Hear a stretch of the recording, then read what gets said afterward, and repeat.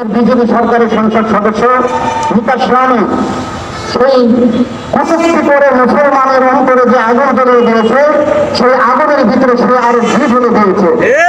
সে হুঙ্কার দিয়েছে, মুসলমানরা তোমরা রাজগুরু মহারাজের বিরুদ্ধে 50টি মামলা করেছ, মামলা যদি তুলে না নেয় তাহলে মসজিদে গিয়ে ঢুকে তোমাদেরকে হত্যা করা হবে, জবাই করা হবে। এই জন্য আমাদের স্পষ্ট বক্তব্য হল, একে মুসলমানদের নবী, মানবতার নবী, বিশ্ব নবীকে কটূক্তি করে মুসলমানদের অন্তরে আগুন জ্বলিয়ে দিয়েছে। এই আগুনে বিকাশ রানে ঘি ঢেলে দিয়ে সমস্ত মুসলমানদের অন্তরকে চূর্ণ বিচূর্ণ করে দিয়েছে। তার একমাত্র শাস্তি হলে তাদেরকে ফাঁসির বংশ ঝুলিয়ে তাদেরকে মৃত্যুদণ্ড কার্যকর করতে হবে।